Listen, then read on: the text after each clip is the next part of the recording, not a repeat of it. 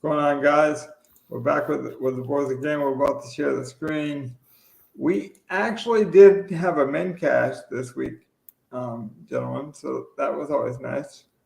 But we'll get into that in just a minute. We wanted to do more of a recap of the season and just in general. So, like, we're going to be here, there, and everywhere, but we're going to lightly touch on a lot of different topics and try to keep this as condensed as possible, but also informative. How we doing, guys? I'm all right. Longer week, first day back for my semester. Yeah, first time I've been sick in like a decade, so today kind of sucks. Yeah, and it can suck too, go because I can feel it across the interwebs, man. I can feel the interwebs, the congestion. I feel it all in your throat. But that speaks to the dedication. We've both had long weeks. I had some confusion at work, and we're still with you. So, like, just like daily fantasy, you got to have a short-term mindset sometimes, but a long-term goal.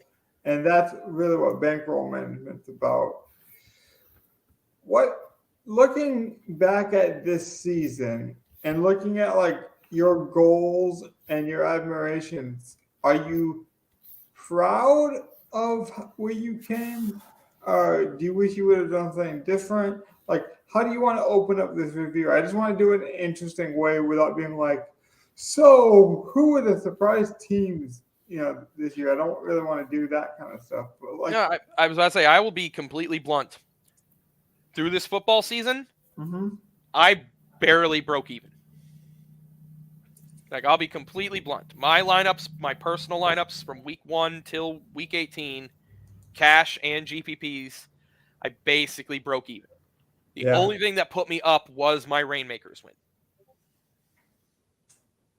Well, I'm similar in the fact that DraftKings was nice to me on some weeks, like the daily elements of it. But what really did it for me was my season-long bets and some of the prop bets I took. But that's also why I always mention every week to diversify your portfolio, whether that be Rainmakers, sports betting, DraftKings. Like, you don't want to put all your eggs in one basket. I was about to say, that might have been better for me if I would have lived in a state where I could actually place all of my bets I've made on the show this year. I would actually be up pretty well. So that's like if Donnie's got it up, what did we end the year at? Regular season.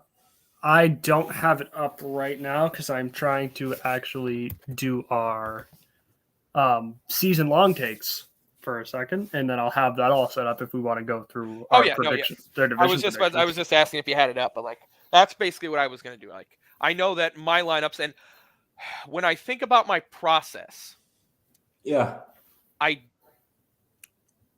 don't think I did anything different than I did years before.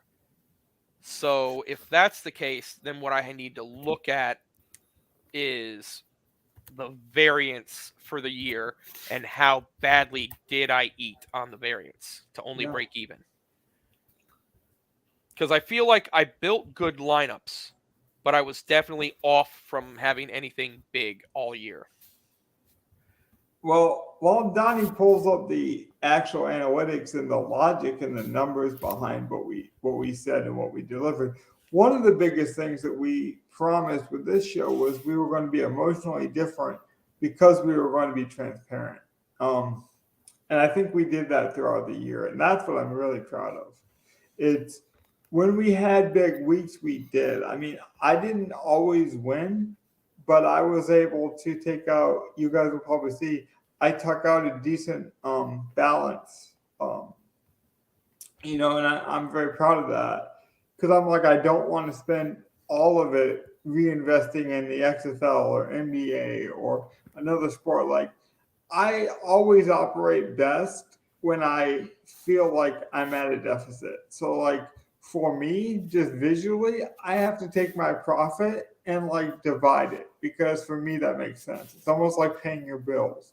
Like you're crossing your T's and you're dotting your I's. It doesn't matter like the amount either. It's just I have to see some reward. You have to see some progress. So for me, that's what it is. What do you think about that concept, Gov? Are you a guy that just like runs the, your disposable income is like yours, and then you just like let it ride until it's no longer there? Do you have a certain amount? Like as people like get their season long win totals and in best ball wins, and because I don't think enough people talk about that from an evergreen standpoint. It's like when do you let profit be profit and actually take some out to spend? Tax reasons, like anything like that you want to mention while we wait on Donnie? Well, I basically just like I have a set number that when I reach over that, I will pull out some money just so You like pull it out. because if it's sitting in DraftKings, I will be tempted to spend it on extra contests Yeah. or a little few extra things, and that's not always smart. Like I have a process, I need to just stick to it and grind. Like once I get to a certain level, then maybe I can up it, but that shouldn't be just because I won $100 or $200 or something like that. Right. That's not because you're hitting the gas pedal to go faster. That might be because you have a different make and model on the car later on down the line when you've reinvested it into your long-term goal.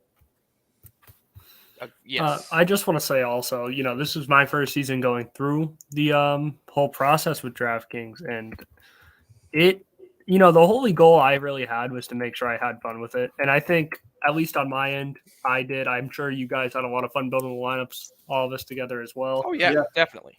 And, I mean, that was the biggest goal for me. And I think that was what came true. So I definitely did have a lot of fun building the lineups with us on the weekends. Like those were all solid lineups. Didn't always go our way, but we definitely had our hits. And I've learned a lot. Like we've grown as people individually, like and collectively. Because like Gov will tell you, in the first days we were bringing on Mike for more live content. Like it was like it was a very different type of vibe, and I thought we really kind of fell into what we want this show to be. And we're gonna keep evolving. Next week I'm gonna try Spotify Live. I'm gonna simulcast that with some of our lineup builders because it just makes sense. It's the playoffs. It's almost a entirely new slate. So like if you're going to explore a new slate, a new style, a new way of thinking, like a different avenue or platform, this is the best time to try a new platform. Literally for the NFL, they're on a new platform being the playoffs. We're going to try a new platform. It just makes so much sense. It would also allow us, Danny, to get some live callers and viewers and stuff like that. So I have a feeling you're going to be excited for that. I'll be ready to try that out. Is there anything we want to go through over the week before we go through the divisions, like our lineups that cashed? I think that would be better off, and then we can close out the divisions. I actually just closed out the screen. It was the Brock Purdy lineup. I can never say his name right. Maybe It's Purdy. Purdy. I'll remember his name. I just say Brock. It's Brock.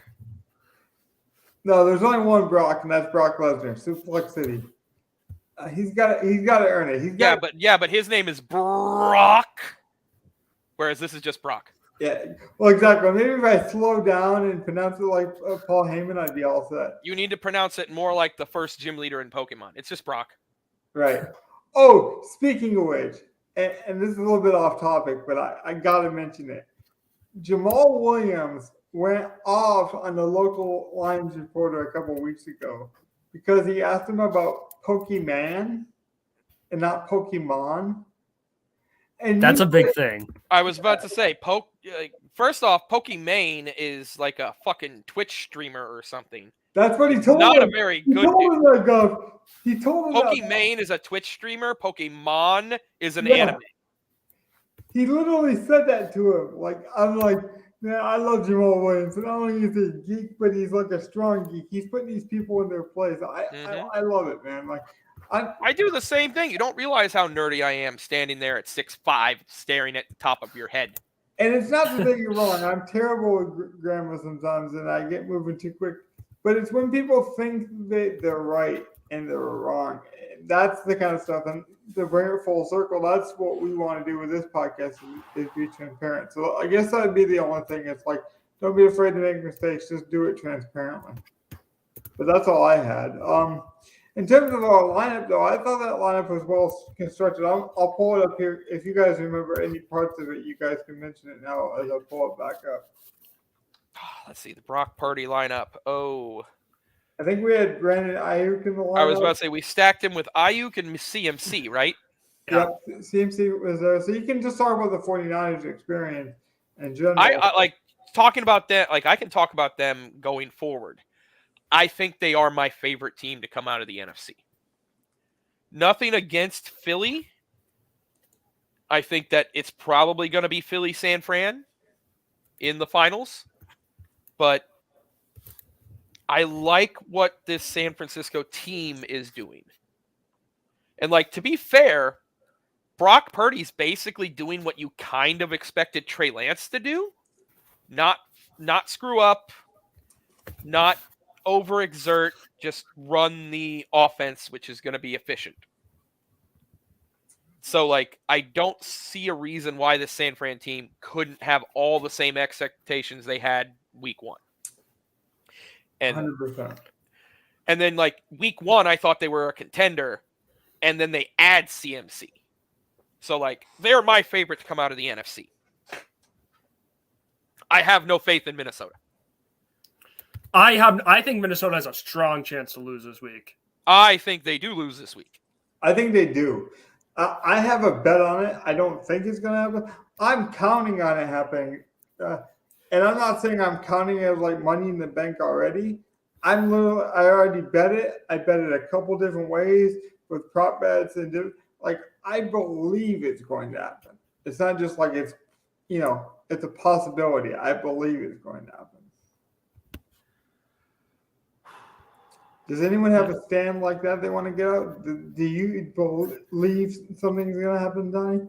I mean, I believe the Giants are going to win a game and then get completely blown out the next week. Yeah, I could see that. I believe that the Dolphins will come out looking okay and they will not get blown. I don't think the spread they'll cover the spread in my opinion. They'll cover the spread. I'm with you in there. I think it will be closer than what the public thinks. I am definitely opposite of you guys. Like wouldn't matter if it were Teddy over Skyler. I think Miami lucked their way in, and I don't think they're going to play well against Buffalo in Buffalo. Speaking of luck, now Miami has played them close twice this year, so I can see why you guys would think that. But I'm more on the Miami lucked into getting in, and they're probably about to shit the bed week one or wild card weekend. Well, I also feel the same way about the Jags. I think the Jags are going to lose pretty handily to the Chargers. I think the Jags probably win that game, honestly. Yeah, I don't see that. I can just go through each team and be like, okay, Herbert or Lawrence. I'm going to take Herbert. And to be fair, that's not a bad method. That usually works for a decent chunk of these games. Right. But even if we just did that game, just go through position by position. I like Herbert over Lawrence. I like Eckler over ETN. Nothing against ETN, but I do like Eckler more than him. Younger. It's the vets versus the young guys, basically. Herbert's only in his second year. Herbert is like maybe it's year three. Year three. But I think it's year three. But no, yeah, you're right because this was the year. This was the year he was supposed to take a huge step forward, but then he didn't have a healthy team all year. Yeah. So I think healthy team going into the playoffs, Herbert's just going to show out. And it's still going through. I'd rather have Keenan Allen, and even if Williams sits, I'd rather have Allen, Palmer, Carter than Kirk, Zay, Marvin. Now that's a little closer in my mind. I think their receiving cores are actually if Mike Williams is out, I think their receiving cores are actually pretty close to each other. Okay. But then I still give it to Herbert and Eckler over Lawrence and ETN. Well, and Eckler's basically another receiver as well, so right. So it just helps that whole thing. And I think Chargers having to come east to play in Jacksonville, we'll see. I'm hoping for a good close game, but I could totally see the Chargers just maybe second half running it. Maybe it's 17-13 at half, and then the Chargers blow it up to 31-13 or 31-21 or 31-20, something like that. So I do have the division set, just to let you know. Okay. The way I tracked it was I had 8 total points possible. We guessed the winner, the top, and the bottom of the division. So each team that you got right was half a point.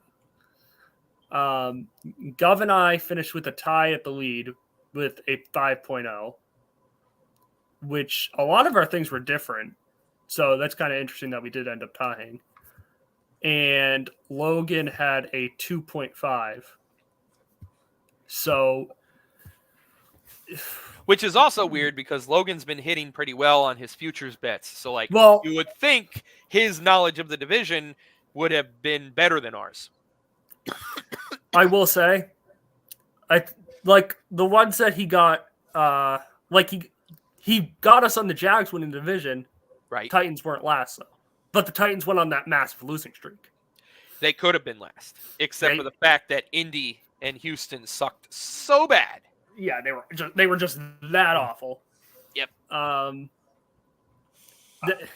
want to jump in here really quickly, Donnie, and I want to do this for 2 reasons. One, we talked about wrestling at the beginning of the show, so I got to bring it full circle and do that cheap pop like Dude Love used to do and say you guys should like and subscribe to this podcast.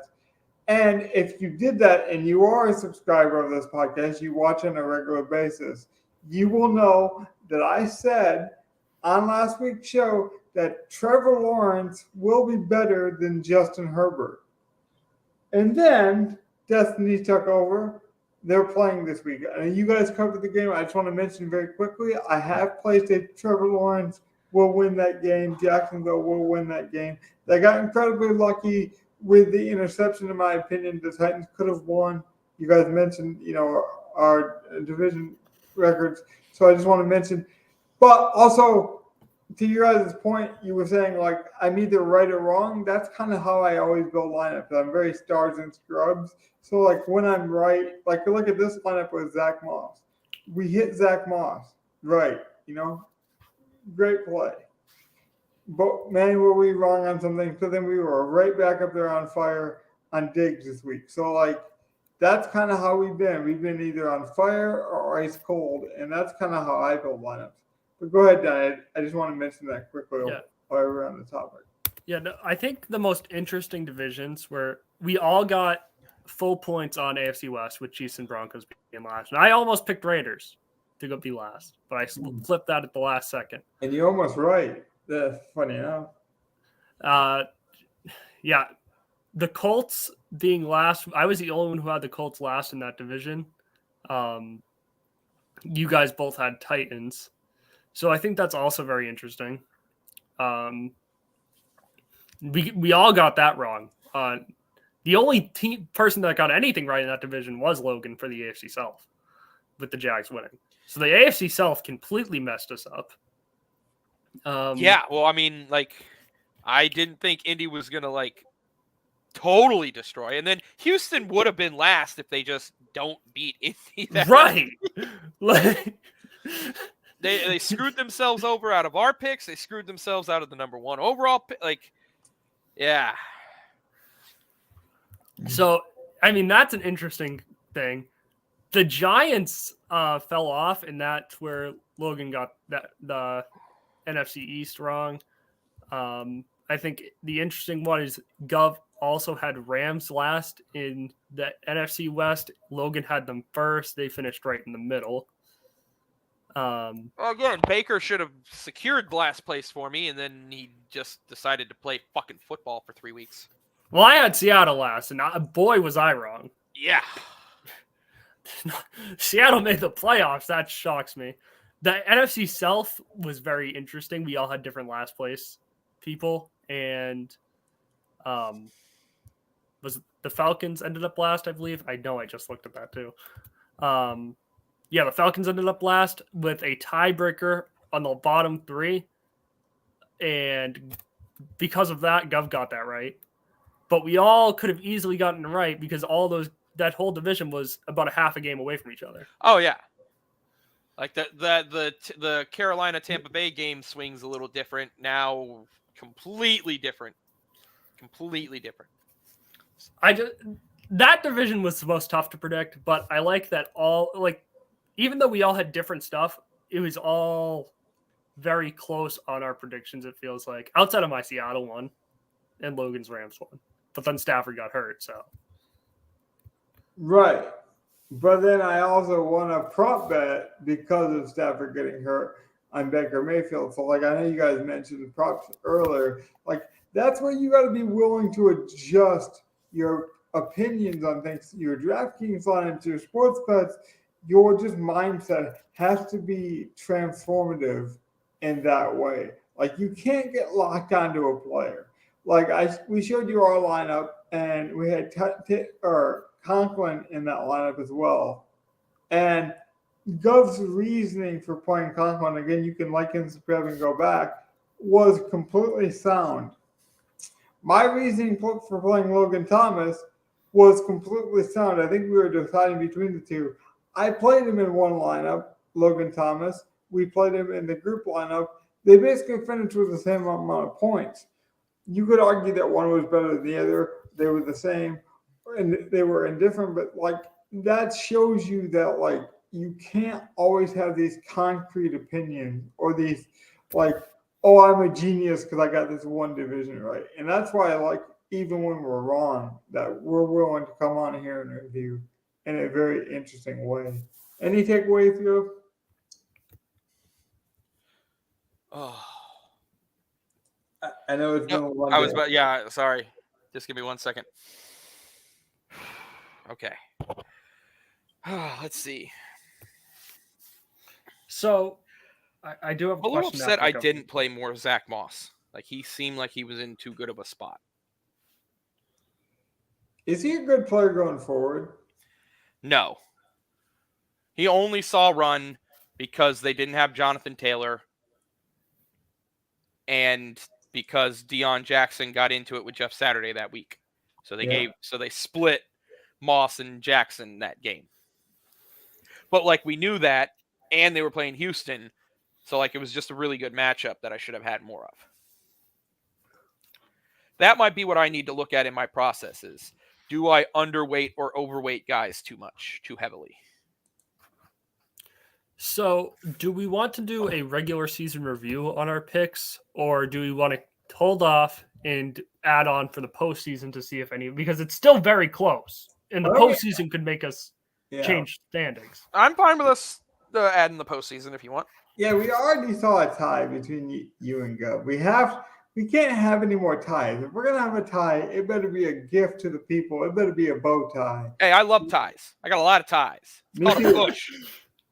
That's why I mentioned bow ties. I got lots of bow ties. Bow ties are cool. Shout out to Dr. Who.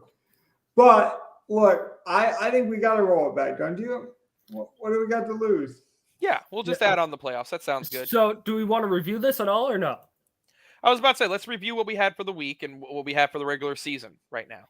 Okay, so in the past week, I had the Giants plus 14 and the Jets plus 3. That finished at 1-1. Gov had the Bucks plus 4, Raiders plus 9.5. Those both did not hit, so bad week for Gov, great week for us. And Logan had a good week of having Lions plus 5, Rams plus 6. This is where it gets interesting, though. Logan and I finished the regular season 18-16, so we do have something to play for there, Logan. We're in a competition with each other now. Yeah, we're not gonna tie. We got to settle this like men do. You know what I mean? Right. Gov, he's got that nice 20-12 and 2. So, Solid. I don't like seeing it. Yeah, we all went positive. Also, our bet of the week finished 7-7. So, everything's at or above 500 for us, which is nice to see. Yep. But I'm honestly a little surprised with myself because I'm not usually good at making like. You went on a run. Yeah, no, I did. I had a good stretch. I had a run at maybe Logan. This is Logan's time to have a run. Gets all the postseason right. He might. I do tend to have my best DFS luck come playoff time. The Gov's known me for a while. It's funny because I know both of you for a long time, but just in different mediums. So the fact that you guys know my process, but in different sports. Me and Donnie used to run Madden leagues together and video games. But like Donnie will tell you, I'm all or nothing. I'm very extreme. And like I used to build my own players, and we had like a whole creative process. Gov will tell you how creative I can be with some of my concepts and some of the ways that this podcast comes about. So like, I guess if you guys were to archetype how you want the playoffs to go, how would you want it to go? If you had to script it, if you were Spielberg or you were one of these James Cameron, if you were one of these movie makers, how would you script the season to go? Not So, the season, the postseason. Do you want to go through a whole bracket or just in general? Just like your initial thoughts. I don't want to keep the people forever. It's like something you want to see. It could be a player take, it could be a coach take, it could be a fan base that you feel like needs it, or just you could totally go systematic and break it down for me game by game if you want to. My thought is I want to see Burrow go through both the guys and get back to the Super Bowl. I want to see Burrow beat Josh Allen and Mahomes. Why? Because I'm a fan of Joe Burrow. I think he's a legitimately really good quarterback and will be for like the next decade or more. And so I'd love to see him go through, like, because that'll probably be the narrative is he got there last year and now, like, can he get over those humps again? Or is he going to be stonewalled against Josh Allen and Mahomes like Manning was to Brady all those years? Like, no, I don't want to see that again. I don't want to see any more of that. I want to see Burrow beat those teams because I like Burrow more than Josh Allen and more than Patrick Mahomes. But that's me. Yeah. See, I'm leaning towards I kind of want two rematches to come true. I want to see a rematch of the Bengals and Chiefs, and I want to see a rematch of the Chiefs versus the Niners, even if Brock Purdy's the quarterback. Now, I know that the Niners probably wouldn't be expected to win that. Maybe Jimmy Garoppolo would be back for the Super Bowl. I don't want to see the Eagles win the Super Bowl. I don't know why. I feel like something's off with the Eagles. And that makes no sense because they've been the most perfect team probably all year. No, the last couple weeks they've been injured. They had to start Minshew a few weeks. Like they don't look. That could be it. They don't look overly dominant like they did early in the year. But even when Hurts was playing at the end of the year, they didn't look great. Like they only played him that last game, and he probably should have sat that game because they didn't run him at all. No, it's like if you're not willing to run him like you normally would, then why are you putting him out there? He's clearly not healthy. I disagree with that because I'd rather my quarterback come back a little bit early and play that Week 18 game than have a full month off and have to play on a bye week first playoff game. I mean, I can see that, but like he missed because of injury. So it's not like they sat him the last month just to give him a rest. He legitimately couldn't play. And then I watched that game. I think he should have sat another week. He didn't look healthy or right. But he has a whole 2 weeks off now. I wouldn't have played him for the full game, probably. I would have played him for the half.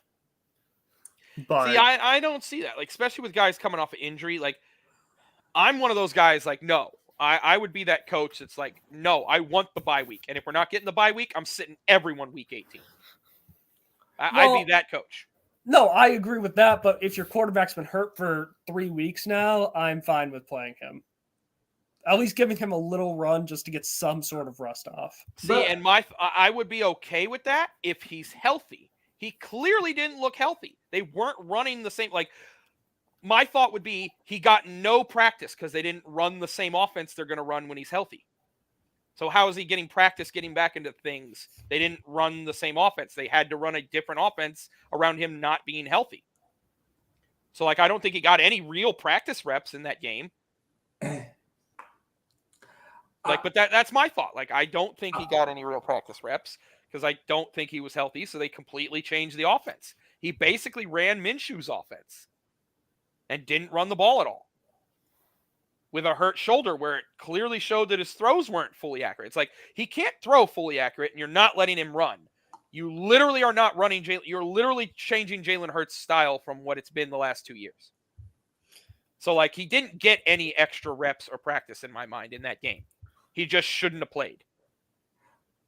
Well, I don't like tiebreakers, but I also won't make a determination because I honestly think this is like the Wizard of Oz Yellow Brick Road paradox, where you both are right about your convictions, and so you're just walking down this terrifying path, and hoping for the best goal outcome or gold outcome, as my analogy would say.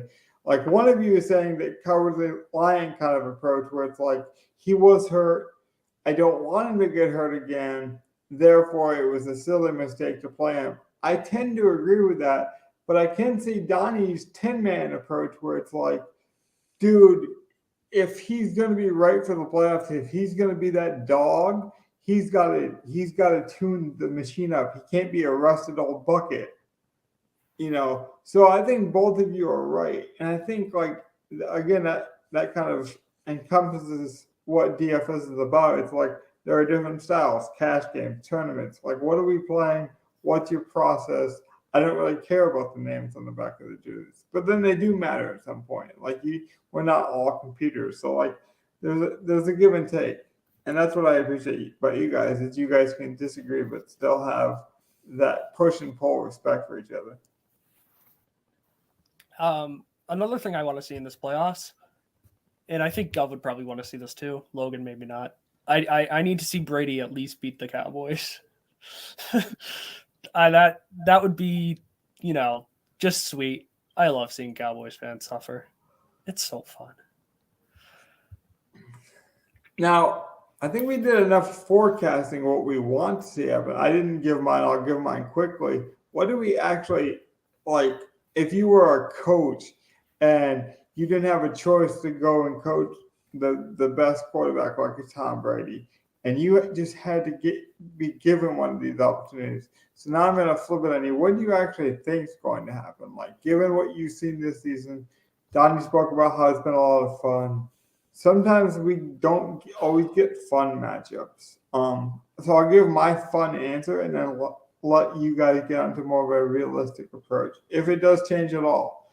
For me, personally, I just want fun entertainment. But I almost want it in like that March Madness way, if that makes sense. Where I want some upsets, I want some Cinderella moments, some like big DFS play, whether it be an 80-yard touchdown, a kick return, a Josh Allen fumble. It looks like he broke his leg, but he comes back like Willis Reed. Like, I want some of that Cinderella, good, juice, vibes. But then you also, at the end of the day, you want to see the best teams play in the Super Bowl. So, like, I want the best of both worlds. I want that March Madness experience. Give me a couple, close upsets or even upsets, but then let the cream rise to the top. I could see that happening. Like, I do think there will be one or two upsets in this first wildcard round. Would the Giants be considered an upset? Yes. Now, okay, here's my question. Which side of the game is the upset in Tampa Bay, Dallas? Tampa Bay winning would be the upset. No, I disagree. I was about to say the home team winning is the upset. That doesn't seem right to me. I'm with you, Donnie, or I'm with you, Gov. If you're going to reward a shitty team with a playoff win, you're going to give them the Super Bowl legacy of maybe the greatest NFL player to ever play in Tom Brady. That's arguable for another day. He's got to be the favorite, at least in football fans' mind. Throw everything else out the window. If we're going to say like they deserve it because they won the division, it's got to mean something. Is Ryan Jensen playing? I know he was taken off the IR a couple weeks ago. It looks like he is questionable, but truly questionable, not like... Right. I'm hearing no update. He's sore. I'm hearing there's a chance, and like a legit chance where it's like it could go one way or the other. Like they're not just saying that to be like a rah-rah situation, like water boy, wheel him out, give the fist in the air, the thumbs up. But they're also not saying like, oh yeah, he's a full go because it's a playoff, because of the importance. I think with all these injuries, whether it be Tua, whether it be Hamlin, all these injuries, I think we have to lean on, the long-term future, and rightfully so with some of these car crashes, because that's what they are in the NFL. So like, I think we have to monitor health. But I don't know, like you're still talking about Tampa Bay with all the pedigree. I don't want to make another wrestling reference, so forgive me on the Triple H idea of pedigree, but like at some point he might not have had a good match, but like if that's your finishing move and Tom Brady's your quarterback and everyone thinks he's going to finish his career on a high note, like I can't say he's an underdog. I just can't do it. That's my thought. Not to mention the whole, like, they played Dallas and beat Dallas this year. They played Dallas and beat Dallas last year. I'm like, and these are basically the same teams as those 2 years. So, like, do I think it's a guarantee? No. Damn it, I got to, Gov. I got to make another wrestling reference. It just makes sense. Tom Brady is like the Undertaker, man. Like, this season was not good.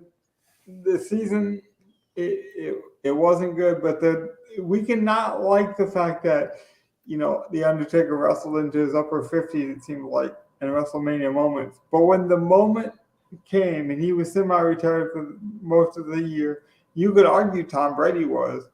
But at the end of the day, you knew the Undertaker was going to show up from a performer. And so, like, I think at this point, you can be a Tom Brady disliker, you could be a hater, you could even logically be a film watcher, like a PFF member, and break down why the Bucks or the Buccaneers, I should say, still are not good. But if you're going to say, well, Tom Brady's old, like that's just a worn down narrative. Like, we're almost at a different point. Forget why they're there. They're there now. So what does this season look? Almost treat it like another season entirely. Well, I think also, if Brady wins that game, and I think he'd truly have to have an astounding game to win it. This season at least can be respected by NFL fans, even though it was not great. Like right now, we look at this, like a lot of people are thinking, oh, Brady just isn't that good anymore, whatever, all that. But it could be a respectable season if they at least get to the divisional round. I know not in Brady's mindset, but just outside looking in.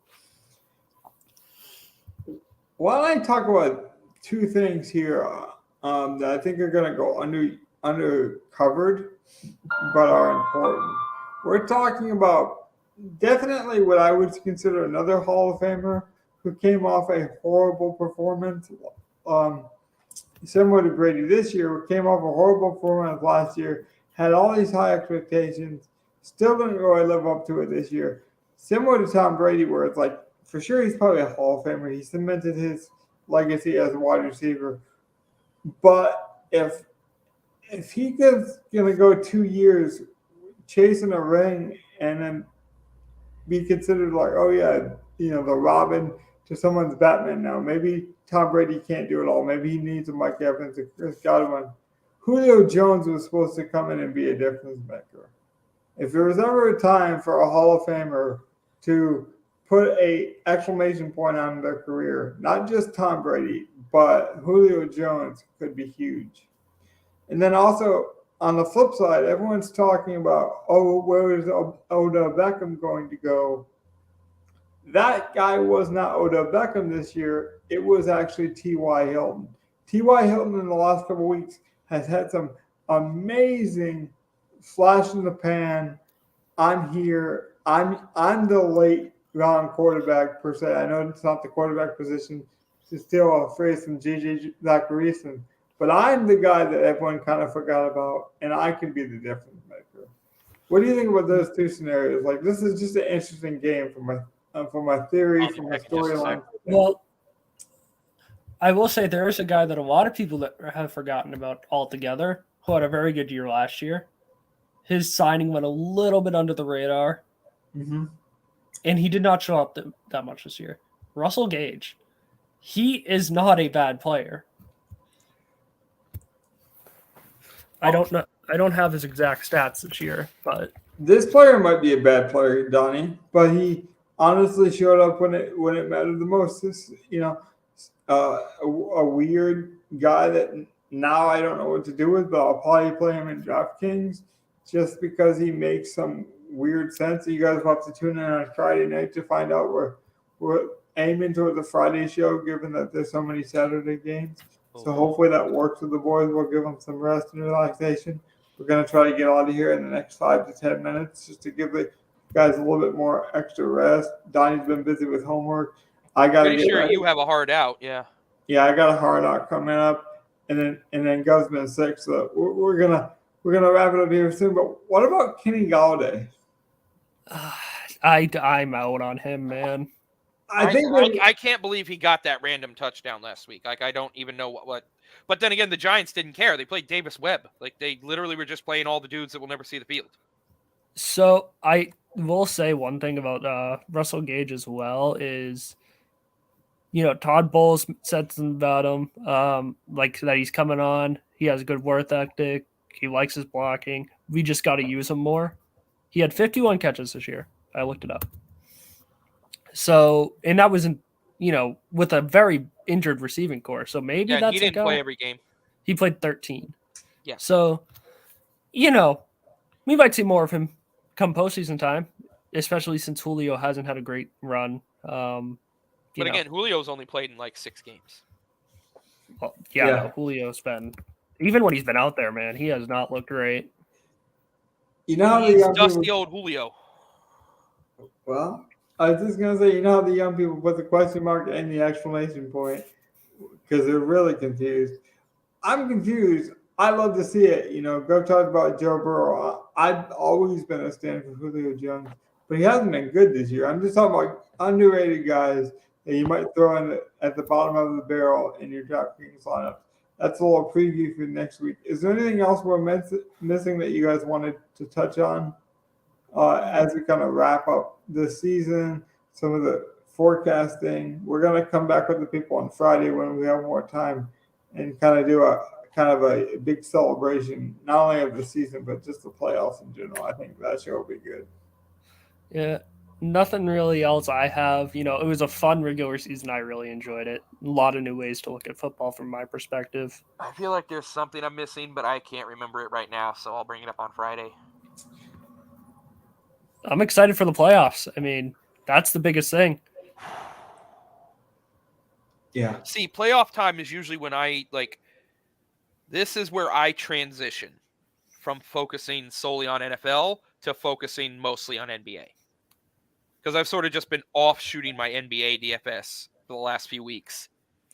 Like, it's the secondary thing. But now that the playoffs are here, NBA is going to start being my main thing I focus on. And then... So, just beware, guys. I may be coming in on Friday shows during the playoffs and being like, yeah, I haven't even looked at the slate yet. Well, it's such a small slate. It does. I mean, you could look over that, I could, but I will be looking over NBA. But it won't take as long. No, it won't. Like, that's what I'm saying. Like, it won't be a big deal if I'm coming in with a fresh mind. But just to warn you guys, this is when I usually transition to my other sports, and NBA is my other main sport that I play. Oh yeah, and for sure. And we never wanted to be a one-sport podcast. We will never be one. I actually think one of my favorite episodes is when we did a best ball NBA draft, and we broke it down. The only regret about that show is I wish we would have recorded the pre-ranking show beforehand, because that was a lot of fun. The mindset, because I would love to go back and actually listen to the process. So we'll probably do some best ball for NFL. We might even do, something special for the playoffs, for the NBA playoffs, some different things in terms of the content. One of the things I love is just process stuff. So, we'll definitely get more into the NBA process as NFL starts to wrap up. You have the XFL as well, the USFL. Like some of these niche things, like you start covering those can be fun because people just don't talk about them as much, which can make it more rewarding when you do win. So that's all I had. Donnie, I'll give you the last word if you want it. Otherwise, we'll get out of here. Good night, guys. Good night, everybody. Stay safe. Have fun. Yeah. Peace out, everyone. Rest up, boys. This will be a fun week.